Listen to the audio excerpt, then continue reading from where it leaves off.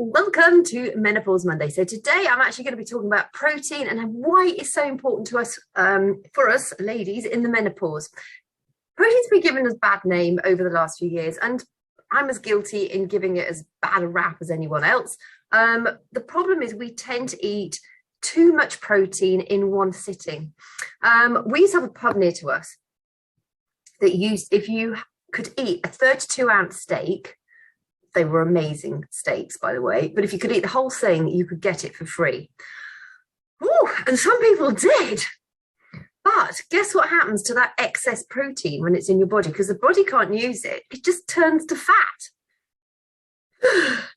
So I dread to think what those people would have ended up looking like if they went in regularly for that 32-ounce steak. However, protein, particularly as we go through the menopause, is really, really important for a number of reasons, and I'm going to go into that in a few moments. But our needs for protein during the menopause do increase. I mean, protein is one of the building blocks. It is the building block of life. Every cell of our body needs protein, contains protein. We need it for our bone health, our cardiac health, our circulation, our nervous system, hormonal balance, muscle strength, bone strength. Every cell in the human body contains protein. It's a basic structure of amino acids that form proteins, and we need it to help to repair and renew cells within the body. And actually, excluding water and fat, protein is the body's pretty much made up of protein. Protein is there in huge amounts in our bodies. It's found in our hair, our skin, our nails, and virtually every body part and tissue of the body. It's made up of enzymes that power many chemical reactions and the hemoglobin that carries oxygen to our cells. So if you're feeling fatigued, it could actually be linked to a lack of protein. We have at least 10,000 different proteins that make us who we are and keep us how we are. And we don't store amino acids in our bodies. So we make them in one or two, we get them from one of two ways. One of them is we either make them from scratch or by modifying other amino acids. 9 amino acids are called essential amino acids. We have to get those through our diet. And guidelines for menopausal ladies are around 1 to 1.2 grams of protein per kilogram of body weight. That's around about sort of 20 to 25 grams of good quality protein per meal. It's important to note to also focus on the quality of the protein and what's known as a protein package. So for instance, if you ate like a 4-ounce sirloin steak, not a 32-ounce sirloin steak, so sort of normal size sirloin steak, that's going to give you about 33 grams worth of protein, but it's also going to contain about 5 grams of saturated fat. And we want to try not to eat too much saturated fat. A 4-ounce ham steak, that's going to give you about 22 grams of protein, but it's also going to be loaded with sodium, so salt. And we want to keep the amount of salt down in our diet that we eat. A 4-ounce grilled piece of sockeye salmon, that is going to give you around about 30 grams of protein, and it also is really good in giving you omega-3 healthy fats. It's low in salt, and it's got about 1 gram of saturated fat. So sockeye salmon is actually a really healthy way of getting lean protein. Other fatty fish like anchovies, mackerel, sardines, tuna, those are also really good sources of omega-3s, and we need those for sort of healthy living if you want to optimally thrive, to help reduce inflammation. We tend to eat a lot of omega-6s. Omega-3s are the ones we want to try and increase in our diet, and healthy fish or fatty fish are a really good way of getting those. But a cup of 18 grams of a cup of cooked lentils are going to give you about 18 grams of protein. It's really, really high in fiber, and it's no saturated fat and very, very low in salt as well. So go the legumes. But particularly through menopause, it's really important that we get sufficient protein because of the risk of osteoporosis or osteopenia, which is like the bone softening. Osteoporosis is the brittle bones. We need it for hormonal balance. It supports our nervous system. So if you're feeling anxious, it could be down to a lack of protein. I speak to a lot of ladies who say that their skin and their hair looks worse, their nails are breaking. Again, that's probably down to a lack of protein. As our estrogen levels fall in the menopause, our digestion slows, and protein is really important for the enzymes in our bodies. And a lot of enzymes are needed for to help us digest the various nutrients of food. So it's really, really important that we are getting sufficient protein, just because of the wide implication it has for our health in general, but also it does have, if we can get sufficient healthy lean protein regularly, it's going to have a really positive effect on how you get through the menopause and hopefully reducing some of those symptoms. We can't actually store protein. If our needs go up, the body will do what it needs to survive. And that's when your things like your skin, your hair, your nails, your fatigue levels will rise, because essentially it doesn't matter if you've got beautiful locks in order to survive.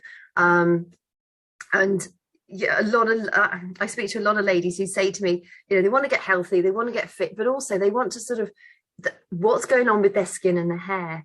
And it is one of those things, if you're not getting sufficient protein, the body will just focus on the core essential things that it needs to do to survive, and your hair and your skin are going to suffer. So make sure that you're getting good regular protein. Try and eat it 3 times a day. Maybe also have nuts are a good source of protein, seeds are a good source of protein. Eggs are a great source of protein. I know some people can't eat eggs, and of course, if you're vegan, that's not going to work for you either.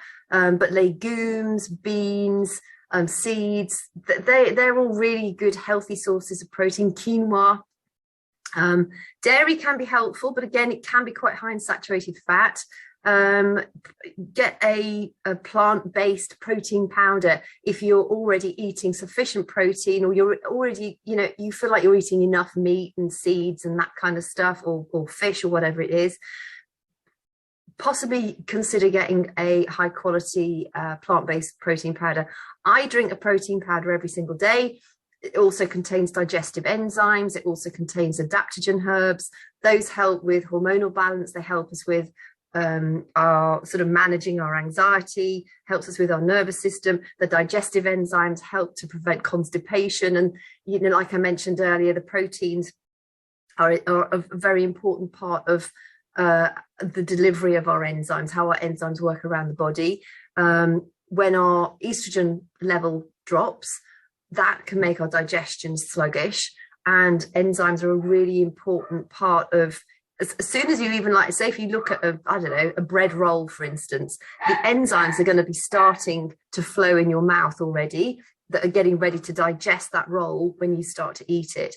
Enzymes are incredibly important. So I actually have digestive enzymes in my plant-based protein shake that I have every day. I wouldn't call it a protein shake because it's got protein plus loads of other really, really good things in it.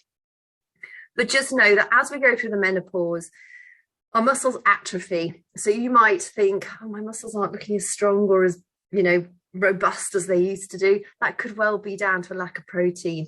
Obviously, brittle bone disease is a serious risk factor in menopause and beyond. Again, we need proteins for strong bones. Hair and skin, nails, it's nice to have skin and hair and nails that look strong and healthy. But more importantly, make sure that you're supporting your nervous system with good quality protein.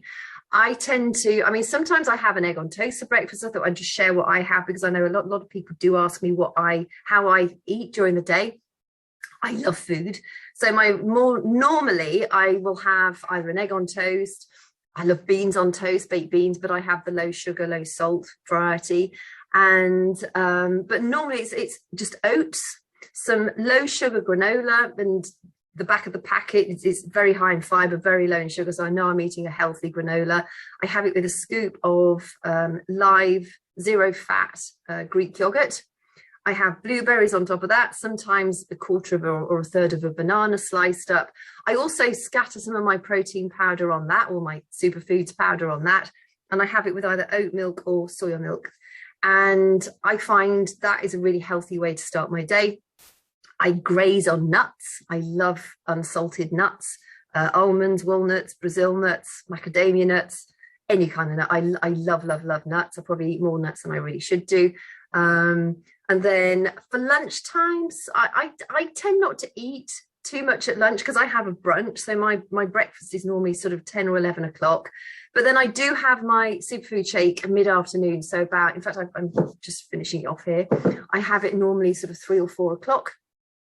And I also blend up frozen veggies in it, so frozen cauliflower or something like that, just to make sure I'm getting more veggies in throughout the course of the day, because of course veggies are very important for us too. And then in the evening, that's when I will have I'll have like a legume based meal, so lentils with butternut squash and feta cheese, something like that, with lots of chili and herbs and spices and tomatoes. It's one of my favorites. Or I will have something with lean meat. It'll either be a chicken or a fatty fish. And I tend not to eat, I don't really eat rice or pasta. If I'm going to have something like that, I have cauliflower rice instead of rice, or I have zoodles, which are a courgette spiralized or zucchini spiralized, and that acts as my spaghetti. And it's delicious, and it's it's veggie, so it's much healthier for us.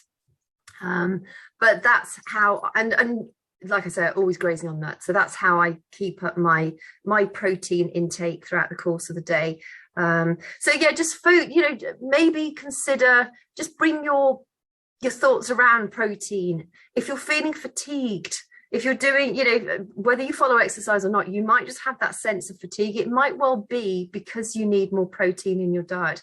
But rather than having a lot in one meal, try and space it out throughout the course of the day.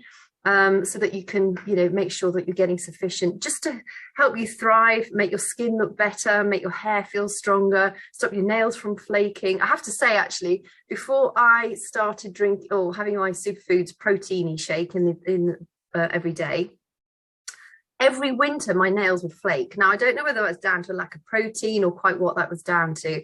I know for people who have acne, who drink the same shake that I drink, the acne has completely gone. I know it's amazing for those sorts of things. So, but I've not had, my nails don't flake at all anymore in the winter months. It's quite phenomenal, as well as having lots of energy and feeling really healthy for the majority of the time. So, yeah, just make sure that you are eating sufficient protein regularly in small amounts, so that it doesn't then get turned into fat. And thanks for your time today. If you found this helpful, please do subscribe so you don't miss future episodes. Give me a thumbs up, it'd be really kind of you. And yeah, leave me any comments. Do you feel like you get enough protein? I'd be really interested to hear, actually, if you've got any comments to share on that.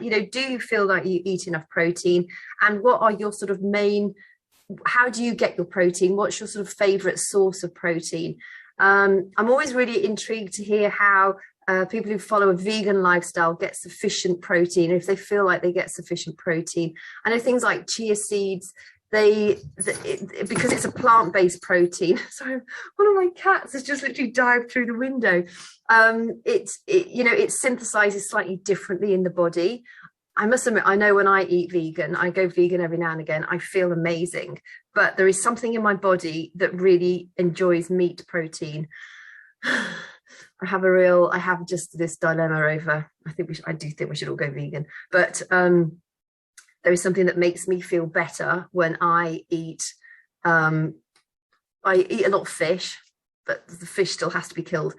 I have an internal battle just about every time. I'm sure I'll go vegan eventually, or veggie at least. Anyhow, that's an aside. Yeah, I'd be really interested to know, how you get your sources of protein and what is your favorite source of protein. So have a great rest of your day. Stay safe. Avoid the madness that's out there at the moment. I don't know what's happening. The world seems to have lost its head. Try and keep yours, and catch you soon.